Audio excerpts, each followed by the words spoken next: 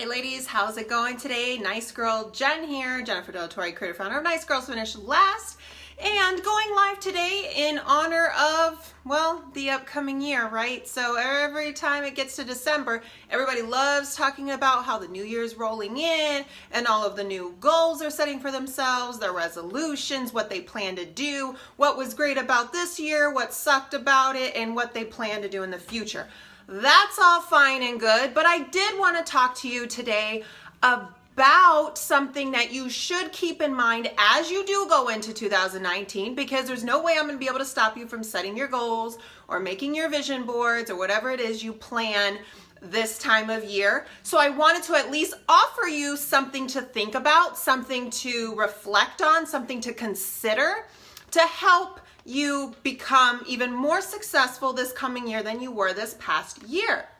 So anyways, thank you for joining. And so what I wanted to talk about, something that the majority of us have a very hard time dealing with. I mean, pretty much everybody does it. And I have, hey Joe, hey Erica, I have a few ideas of what I believe leads someone to success, right? So there are certain things that people do that brings them success while others fail at whatever it is, whether you're a realtor, whether you're in network marketing, whether you're an athlete, a teacher, it doesn't matter. I have a belief system on these key principles that need to be there in order for there to be success or no success. And one of them is the ability to make quick decisions. And it is not easy for everybody to do. I get it. And I'm going to talk about that here today.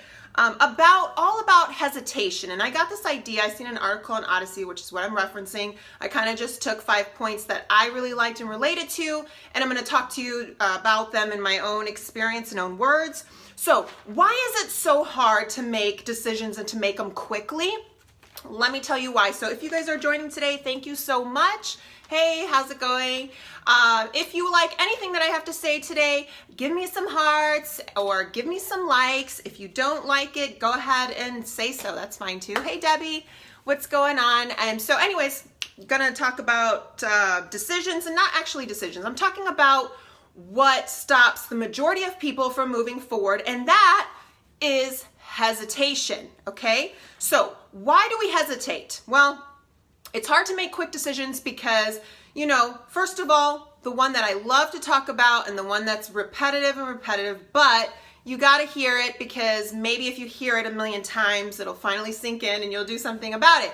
But it's number one is fear, okay? So when you go to make a decision about something in your life, in your business, in your relationships, what's going to happen? There's going to be significant change, right? And it's that change that is scary. And when you sit on that, okay, if I change this and I make this decision for my business, I make this decision for my life, not just that thing is going to change, but a lot of things around it are going to change. And because you don't always know and can predict what those changes are, is why it's so scary. And because you're afraid to kind of rock the boat, I guess.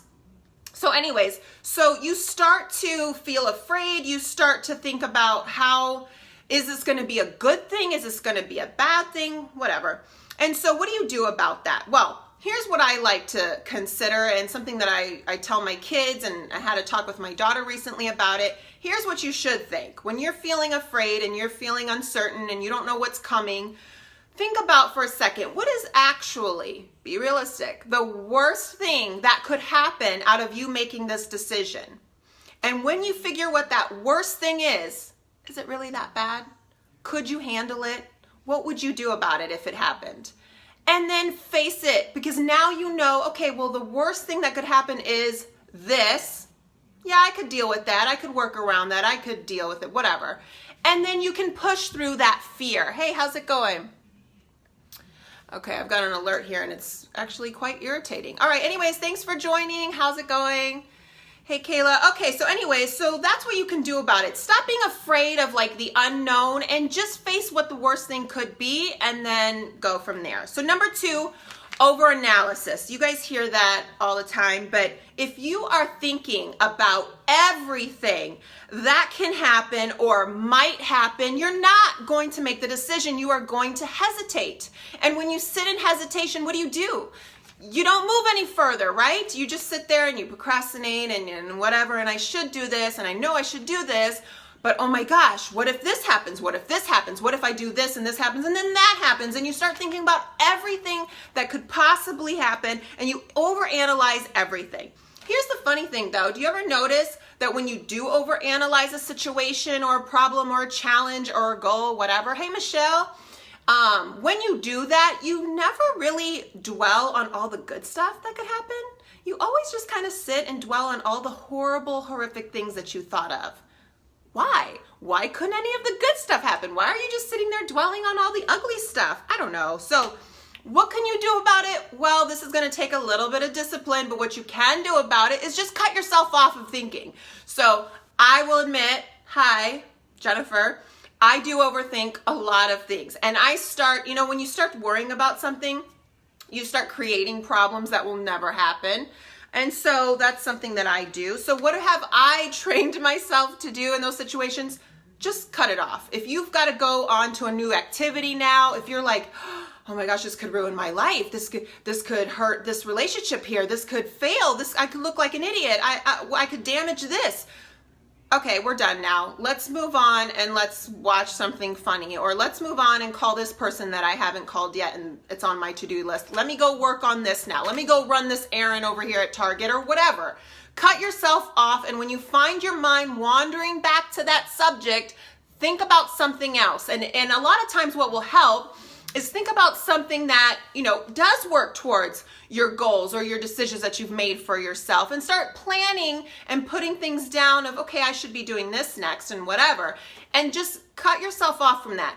Again, it does take some work. It is not the easiest thing to do. Yeah, tell your brain to shut up. Literally, I've said that in my head, like, okay, shut up already, gosh, and move on. Because if you don't do that, you will always be sitting there hesitating. You will never make the decisions. And if you are just now joining, I said that I have a few beliefs in what makes somebody successful over another person.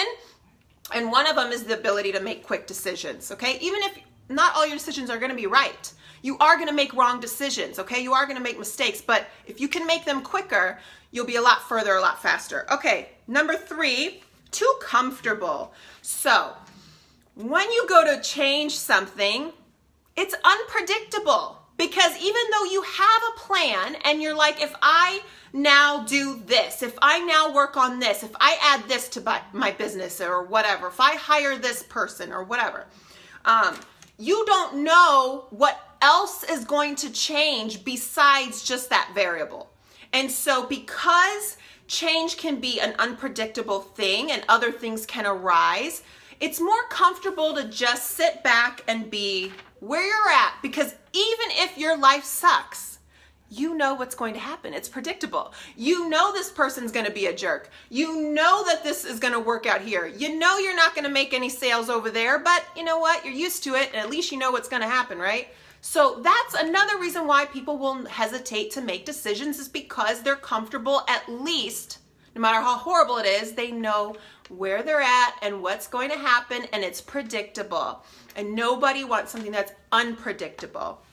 So even if it's just bad and not so desirable situation, well, you find comfort in at least knowing what to expect, which is sad. So what do you do about this? Well, this is another tough one, and really only you can decide to do it, but just rip the Band-Aid off. When you're like, you know what, I'm thinking too much, whatever, just make it happen. Well, if I do this and I go here, then this might just do it and shut up. Tell your brain to shut up again, Debbie, and just rip the Band-Aid off and see what happens. That's why sometimes, not all the time, mostly never, is good to work off of emotions. I'm very a strong believer in having emotional discipline.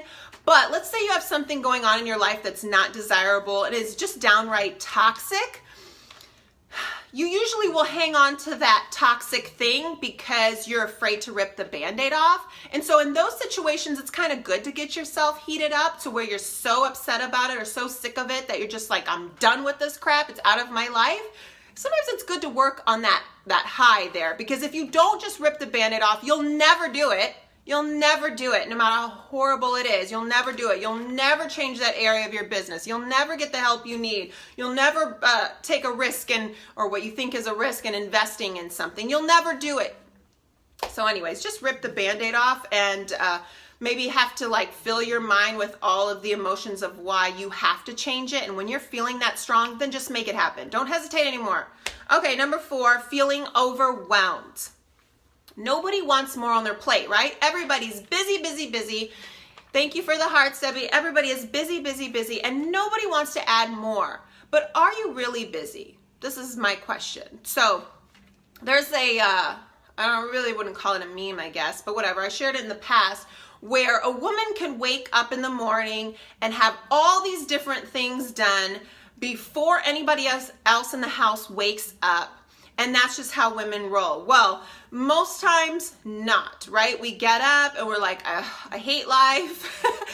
Where's my coffee? Gotta get the kids to school, or gotta get this going, or gotta drive to work, or whatever it is that you're doing. And you're just dwelling in those bad emotions. And so what it does is it prevents you from doing things that you should do that's productive.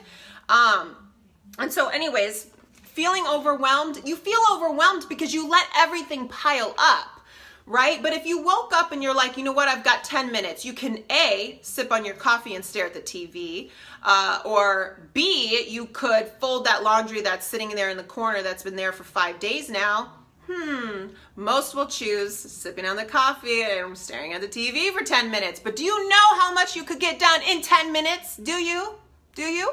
Have you ever, anybody here, mom of young children that still have to pick up your kids from school? Give me a thumbs up or something if you are. Have you ever showed up to pick them up and you're early and you're just sitting there waiting for the bell to ring and them to come out? You could sit there and play around on your phone, right? Or you could have brought something there to get something done. Do you know how much reading you could get done in 15 minutes of that book you've been ignoring? Do you know how many people you could follow up with that already said we're interested in buying a product from you or joining your team that you still haven't followed up with and didn't deal with? Do you know how many people you could talk to in 15 minutes? But you're sitting there in your car listening to the radio and thinking, well, I got nothing else to do. I might as well just sit here in my car and wait for my kid to come out. Yeah. Waste of time. So stop feeling overwhelmed. It's just you're not using your time wisely and you're being lazy about it. So the reason why people hesitate to make decisions and change something else in their life is because they don't want to feel like anything else on their plate. But if you actually broke it down step by step, okay, you know what? I'm not adding more to my plate. I just need to add another 20 minutes here to do this, 20 minutes here to do that. So I'll give you, and I'm having so much trouble reading your comments, Debbie. I'm sorry, this stupid alert's in my way. I'm afraid to touch it and I'll do something. Anyways, so I'll give you a personal example of my hesitation. So I've got some painting that I want done. And of course, Joe's just like, hire somebody already and shut up. Okay, great. But if I just kept looking at it as this big task of painting, I'll never do it. But can you imagine the 3 weeks that I'm thinking about painting, if I just like did a little bit each day for 20 minutes, it'd be done already? So it's not overwhelming. I'm just not putting my time there. I'm not taking it step by step. And same thing for any decision that you guys make. Stop looking at it as like the big picture and break it up into step 1, step 2, step 3, step 4, and it won't seem so overwhelming. Okay, number 5, and this one's a tough one. Why you would hesitate to make decisions, and that's too many opinions. How many of you know what you want to do, and then you go around and tell your friends, your mom, your coworker, your business person, whatever, and then they start discouraging you from it, right? They're like, well, are you sure that's gonna work? Should you really do that? Does that even make sense? Why would you want to do that? Why don't you do this instead? Now you've got all these opinions, none of them are yours, and you're still gonna start thinking like them. Now you're gonna start thinking, yeah, that is stupid. Why would I do that? Oh, that is risky. Why would I do that? Oh, I should not put money over here because that'll help my business, but this person who has no business just told me that that wouldn't help my business. I'd be wasting my money. No, you've got too many opinions in your head. You should just shut up and figure it out on your own. Maybe ask 1 or 2 people that have experience in that area that could give you some decent advice and guide you in the right direction, and stop listening to everybody else. I just don't understand. So let me ask you a question. If you wanted to start quilting and you're like, how do I quilt? Would you ask somebody who's never done that before? Would you be like, do you stick the needle here? Do you do this? And they're like, oh no, I don't think that's how you do it. That's not right. You're like, yeah, maybe that's not right, huh? Why are you asking that person? They have no idea. That's annoying. So number 5, why you hesitate to do anything and tell them to shut up, yes, Debbie, is you've got too many opinions in your head. None of them are yours anymore. What you once thought was a great idea and you were ready to rip the Band-Aid off, you were ready to make it happen, you were ready to step up to the plate. Now, guess what? You're not. You're back on your couch, sipping your coffee and staring at the TV. Congratulations. So anyways, ladies, hopefully, and if you're joining late, go and watch the replay, and again, let me know if you liked this or not. So going into the new year, are you actually going to change anything? Because if you can't make decisions and you can't make them quickly, and again, they're not always going to be the right decisions, but whatever, then you're always going to be hesitating and you're always going to be on the fence and you're never going to take those steps forward. So just wanted to share that so that you have something to kind of reflect on. And as you make your vision boards or your goals or whatever it is your ritual is at this time of the year, you'll think about that, because it really doesn't matter what you put up there. It really doesn't matter what you plan to do if you're not going to end up doing it, because you're just going to hesitate and think about it.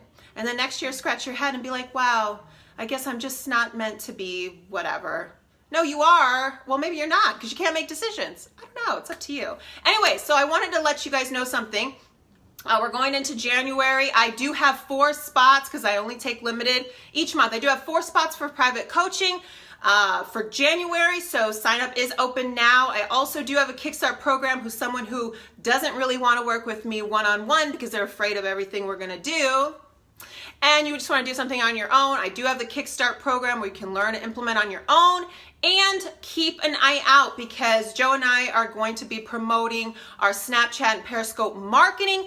Everybody is here on Facebook and doing lives and whatever, and we're going to show you exactly what you can do on the other platforms that nobody's using to market and grow your business that way. So keep an eye out for that. We're giving away Snapchat spectacles and we're going to show you how to use them to help grow your business. So anyways, thank you so much for watching. I will talk to you ladies soon. Enjoy the rest of your day.